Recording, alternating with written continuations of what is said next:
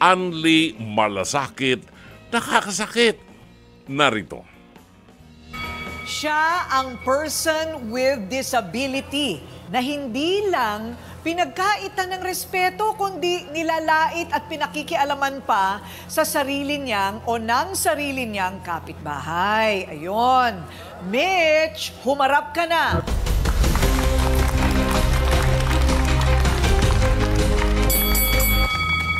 Hi, Mitch. Hello po. Kumusta ka na? Okay naman po. Okay, so ito, yung wala kang kanang braso, pinanganak ka ng ganyan? Opo. Ayun. So, okay.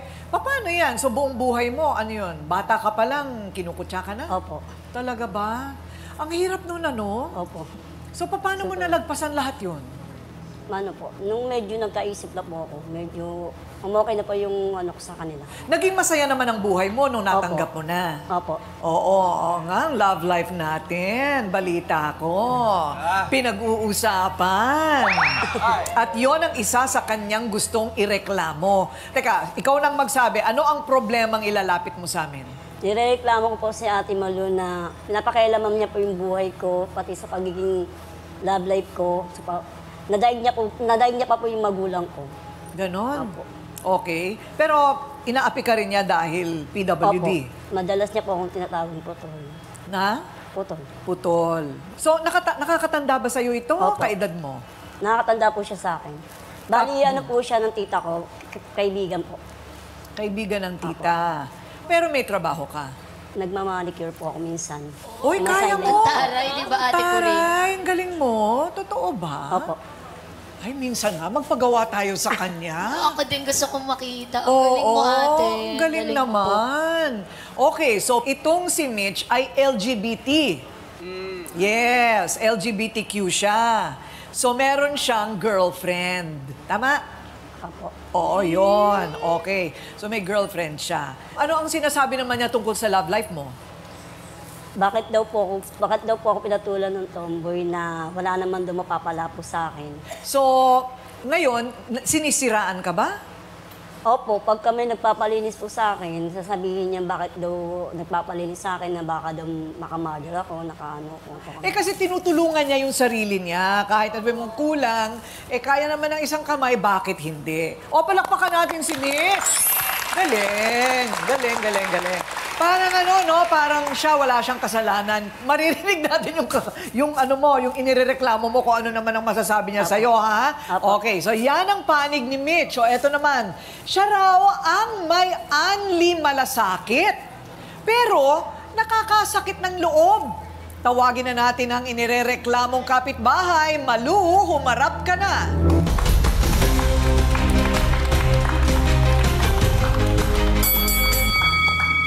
O Malu, nirereklamo ka ni Mitch. Oo nga. O, nakangiti. Kakaiba ka. Okay. O, nagingitian yung magkaaway, pero maganda yan. Totoo ba na nilalait mo siya dahil siya ay PWD? Oo, sinasabi ko sa kanya, ano siya, putol ang kamay niya. Bakit masama ba yung ko sa'yo, pagmamalasakit ko sa'yo? Oo, masama yun. Masama yun kasi nakati-ati kita tapos nasabihan mo ko ng ganoon.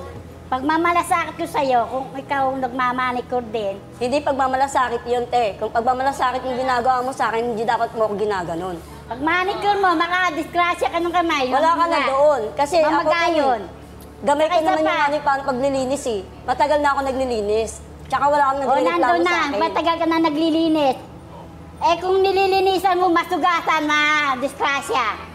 Sino mag-aano doon? Wala ka nang pakialam nga doon. Ang akin lang, huwag mo pakialaman yung buhay ko kasi hindi mo naman ako pinapalaman. Ako, nagtatrabaho ko ng marangal. Oo, dahil matagal ka nang naging alaga ko. Naging alaga mo nga ako, pero bakit gano'n? Naging alaga kita. Inaano mo sa'yo ako. ka lang, isa pa mayroon kang tomboy pang nakasama. Ano mapapala mo sa isang tomboy?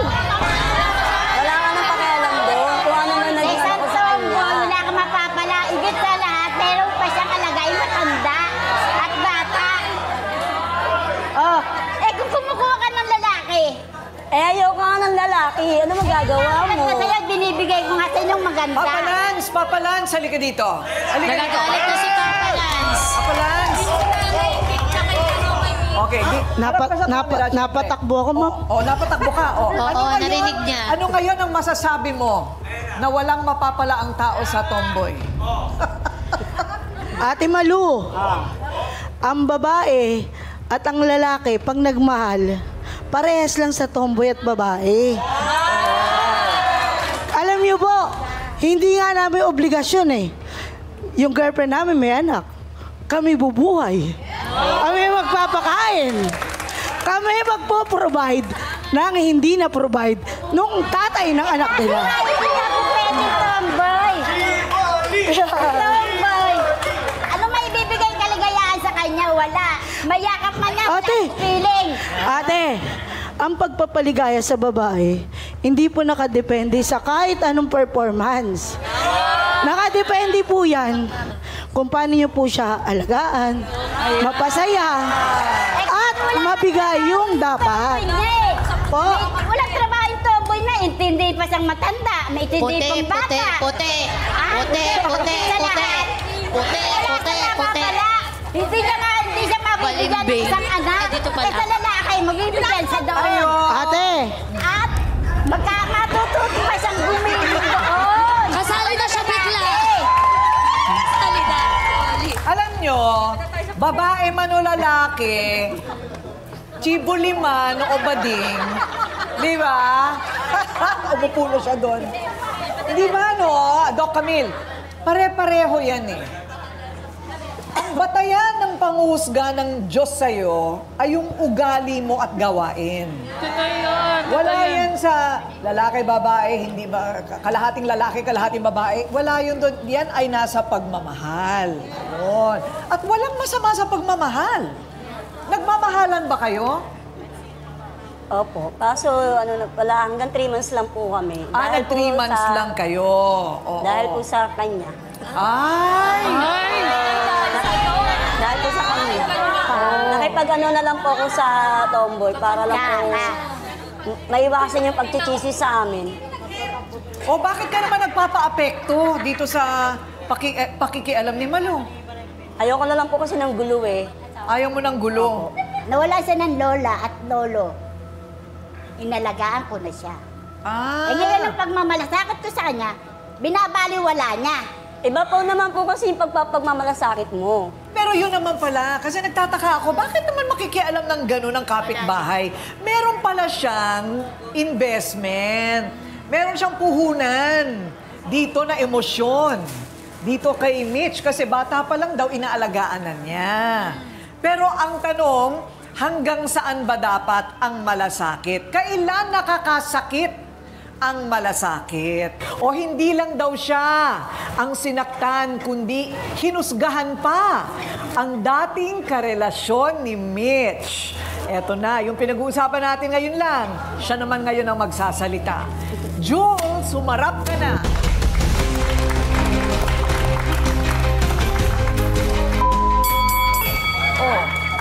Lagi kang ganyan eh. Bakit? Sama ng ugali mo. Nag-aalaga ako ng magulang ko kahit tomboy ako. Alam mo ba yon? Anong napapala niya sa'yo? Wala, di ba? Tanungin mo siya kung ano napapala niya sa akin. Kahit ako ganito, nagmamahal ako, nagmamalasakit ako sa kapwa ko. Magmamahal ka dyan? Magmamahal ka sa kanya? Anong maibigay mo sa kanya? Wala. Kahit na wala akong naibigay sa kanya, yung pagmamalasakit ko sa kanya. Alaga mo, nanay mo, yung anak mo. Eh, natural eh. sa Yung nanay kanya? ko nandiyan na yan eh. Hindi naman pwedeng iwanan ko yung nanay ko. Nanay Question. ko yan eh. Mahal na mahal kong nanay ko. Oo, Ate Jus, opo, may tanong po ako. Paano eksaktong nangingialam si Ate Malu sa relasyon ninyo ni Mitch? Magkasama ko kami niyan, nanlalait ko yan eh. Anong mga sinasabi? Na ganito, wala siyang mapapala sa akin, ganito, ganyan. Eh kahit na ano bang sabihin mo, eh, talagang kami, anong gagawin mo? Ay! Yun naman pala, mahal mo siya, ba't di mo kaya paglaban? Hindi mo kaya paglaban ang pagmamahal mo sa Alam kanya. mo, Ba 3 months lang? Nako. Pinaglaban ko yan. Kaya lang, naaawa ako sa kanya sa mga naririnig ko. Lalong-lalo na sa'yo. Hindi mo nang pinaglaban, di ba? Mahal ba sinasabi mo yun? Eh, kasi nga, Mahal ba dahil yun? nga sa'yo eh. Di nga mahal ang pagmamahal ang naabot sa kanya eh. Ano, pera? Wala ang maibigay sa kanya. Wala talaga ako may bigay sa kanya dahil wala nga akong trabaho. Ayun. Gutom din ang labas, Bakit di ba? pwede bang Gutom din ang magpahalang labas kami niya. ito ng pera? Kaya Pwede ba gutom yun? din ang labas niya. Kaya sabi ko sa'yo, Mitch, kumuha ka na lang ng lalaki. Ang lalaki, may pa. Eh, yung may yan. Wala. Oh. Ganon? Para magkaroon ng anak si Mitch, kaya gusto ko magkaroon ng asawa. Eh, sa kanya hindi pala. magkakanak. Oh. Mag-anak? Ayaw po. Oo, ayaw naman pala eh. Ano yun? Ayaw mo. Kaya ito'y respetuhan na lang ito ng desisyon sa buhay. Di ba, kahit nga sarili mong tunay na anak, kailangan pakawalan mo. Kung totoong minamahal mo, yan ay papakawalan mo. Yun, lalo na ito, 40 na. O, hindi ba? O. So, naging maligaya ka naman kay Jules. Opo.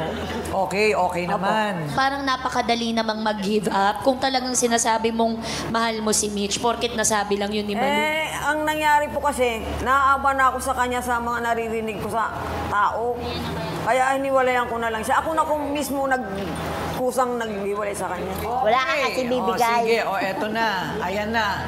Sa gitna ng akusasyon ng panghihimasok at panlalait, siya naman ang magsasabing concerned lang daw talaga itong si Malu. Joy, humarap ka na.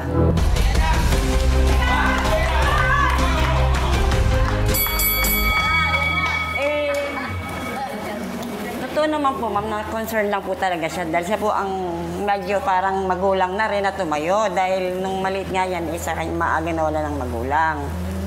Eh, ang gusto niya, kahit na paano, sana, kung mawawala man siya, ay Adios. at least yung bata ay merong mapapag-iwanang mag-aalaga na sa batas ng tao, sa batas ng Diyos ay normal, hindi abnormal. Na sa mahabang panahon ay magkakasama. Eh, ewan ko kung bakit nga bang itong mga ito yung mga kakagulo-gulo sa mga ganyang usapin.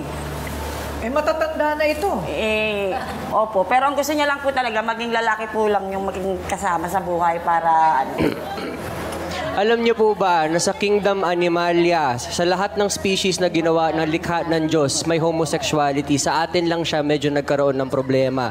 Kaya ngayon, sineselebrate na natin. Pero Ate Joy, eto si Ate Maluba, nakasaksihan mo yung pagiging nanay niya kay Opo, Mitch. Ano masasabi mo maganda yung na mga nagawa ni Ate Lumaki Malu? naman po mabuting bata masikap sa buhay. Tulad niya, nakita niyo naman, may disability pero nagsisikap maglinis ng kuko. Saka sila na may masisipag na tao naman, yung asawa niyo to, nagdadagat lang, namumuhay ng maayos. Eh, yun lang ang pinag-aano niya, nakukonsumi siya dito dahil laging ang boyfriend, laging tomboy. Dahil pangalawang tomboy na nga po yan eh. Baka yun po Gusto talaga na po ang lalaki hilig daw niya. po para magkaroon daw po ng anak kahit isa na mag-aaruga. So sang-ayon po kayo na pinaghiwalay po sila? Opo. Para naman po kasi hindi naman ho magkakaroon din ng magandang buhay dahil ito na may obligasyon. May anak na ampo na, may magulang na inaaruga. Kaya naman hindi naman po. Kasi ang pagmamahal hindi naman po sa... Ang pag-aasawa hindi lang po sa pagmamahal. Kasi nandun po kasama yung obligasyon mo, yung panahon mo, kailangan maibigay mo. Hindi naman po niya kasi maibibigay lahat yon. Paano naman siya? Ano nga ba sinasabi ng Biblia? Ano ba ang iyong turing sa LGBTQ? LGBTQ.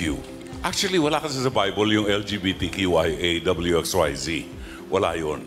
Ngayon, ito yung nasa lipunan natin. Ang kailangan ay matanggap natin sila kung sino sila. Hindi natin dito pinag-uusapan yung paraan ng pagtatalik nila. That's beside the point. Si Pope Francis, nabanggit mo Ate Kuring, ay binasbasan yung mga gays and LGBTQIA as human beings. So, hindi niya binasbasan yung pagsasama nung dalawa. Hindi siya nangungunsinti. Oo. Ang binasbasan niya yung pagkatao. Anong pinakikita sa atin? Mahalaga ang pagkatao nitong si Mitch. Kaya hindi ko makita ang lohika ni Malu nang sabihin niya na siya ang nagpalaki kay Mitch. Malu, hindi natin po pwedeng mapigil yung pagiging pinili nilang gender. Irespetuhin ang pagkatao, hindi ng gender ng isang tao, kundi yung pagkatao niya. No? Huwag nating hatulan. Sa Matthew chapter 7, sabi ng Panginoon, kung ano ang inihatol mo sa Kanya, siyang ihahatol sa iyo. Pero bakit makikita mo yung muta niya sa mata? At hindi mo makita yung troso na nakabalandra dyan sa mata mo. See? So sa Panginoon pa lang, ibig na niyang sabihin sa iyo, huwag mong hatulan yung tao. Tingnan mo muna yung sarili mo kung anong dapat baguhin. Huwag mong pakialaman yung kanyang pagmamahal. Kung sino man ang mahalin niya, hindi natin po pwedeng idikta sa kanya yon.